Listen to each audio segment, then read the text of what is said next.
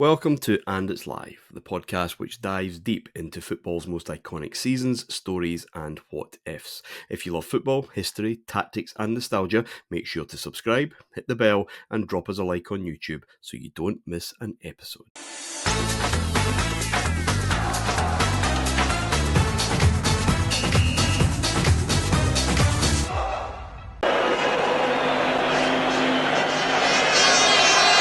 Здравствуйте, уважаемые телезрители, телекомпания НТВ плюс футбольный канал «Наша дружная команда» начинает прямую трансляцию из Милана о матче Лиги Чемпионов. Милан принимает Барселону, группа H. Матч во многом определяющий. Андрей Шевченко на ваших экранах, а состав чуть позже. Но вы знаете, дорогие друзья, если посмотреть вот в эту минуту на стадион 𝐬𝐮𝐬𝐫𝐿 с 85... Milan eventually go through as group winners. Some famous names there. Sheva's there, 𝐬𝐮𝐬𝐫𝐿's there. Before that, I guess I remember the absolute excitement. Not a huge Madrid fan, as I think everybody will probably know by now. The absolute excitement when Rivaldo moves to AC Milan this summer. I'm thinking, oh, fantastic. And then it's just an absolute nightmare. I think literally his first training session suffers that knee injury. And he's out for like 2 or 3 years. He barely makes 20 appearances for them. So I was gutted at that. Barcelona, we're now in peak Rivaldo territory, aren't we? It's he is the one-man band, if you like. This is the season where Van Gaal is back at Holland, isn't he? By this point, he's with the national team now. Failing to qualify for the 2002 World Cup. That's right. Barcelona are going through, I guess, a little bit of a change there. We mentioned most of their signings already, to be honest. Marc Overmars, Manuel Petit, 𝐼𝐻𝐻𝐻 coming from Valencia. Pepe Reina, I think, gets promoted this summer as well. And there's a wee bit of a change. Some of those Dutch players, no surprise, start to leave. Figo obviously goes to Madrid and kicks off the Galactico era this summer. Ron de Boer comes to us, and they loan out a young Spaniard to PSG, who we've discussed. Obviously, Mikel Arteta goes this summer to 36 goals in all competitions this year for Rivaldo. I guess it kind of speaks for itself. They do.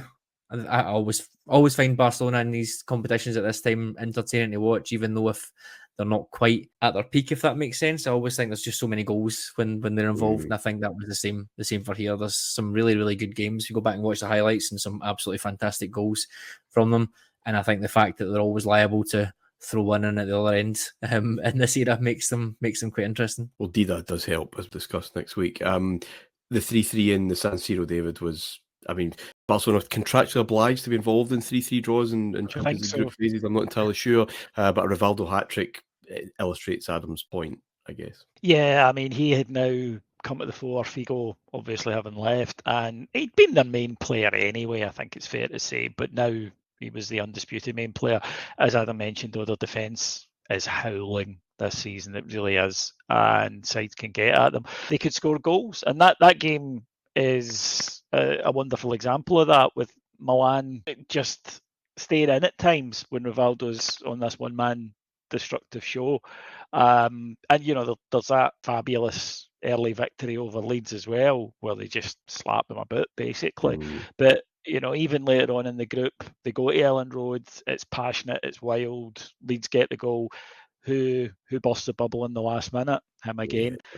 So they weren't a one-man team, but they would have been a mid-table 11-man team if it had been somebody else in rather than him. Adam, this, of course, 2000-2001 is the glorious Scudetto win for Roma and Totti and Batistuta and Vinny Montella and all the rest of the boys.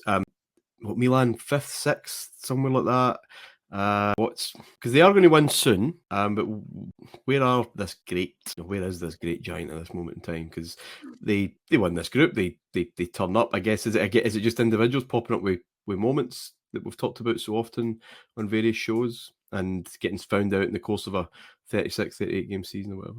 Yeah, I think they're sort of caught between two ideas here. I think there's no doubt they've sort of lost that edge that they had. It's a strange one because, like, you look through the team and the kind of core of the team, Maldini, Albertini, Costa Curta, they're all there. Gattuso's obviously back now and dominating the midfield. And like I mentioned, Redondo coming in would really have knitted all of this together. You think about it. If it was certainly the player that we spoke about in the last couple of years. But yeah, outside of that, they've got punts on Ibrahim Ba. Roque Jr. comes in, fair enough, who will be quite decent. 𝐬𝐮𝐬𝐫𝐸 comes in. Francesco 𝐾𝐭 was another player that I thought was decent as a kind of left wing back, but not really anyone who's going to pull up trees. Yeah, it's just a bit of a mess, I guess. Well, exactly. See, to add to your point, Adam, I remember at this time there was a real, you know how powerful the Italian ultras and support can be within a club. And their demands were that they wanted to, I always remember this, that they issued, one of those open demands that ultra groups in Italy do to the chairman, saying that they wanted to retain the Milan defensive solidity for which they'd been famous, but that they were watching other clubs playing this amazing intricate attacking football, and they wanted to do that too. So, the Milan go off to try and please their fans, right? So we've got to be ultra defensive, solid, never give away any goals, but also we've got to be free flowing, play wonderful attacking football. It just a club that maybe had grown a wee bit fat in the success previously, and the expectation levels and the demands had gone up to such a thing. So that there is an identity issue here, because the Milan fans expect them to be everything, really, and it simply isn't possible to do that. So I think Adam's spot on when he mentions there is an identity issue at the heart of this Milan era, never mind team, but they will sort of get over it and come again in the mid part of the 2000s.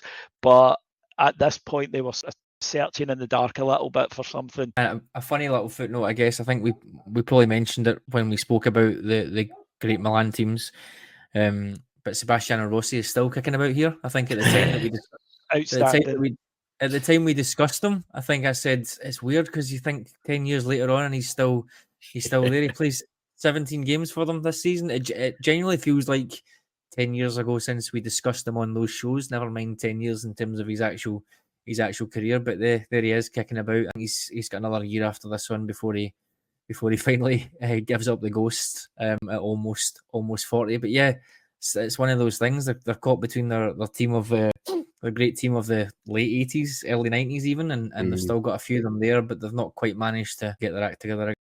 If you enjoyed the show and want to help us grow, please remember to hit that like button and subscribe to the channel.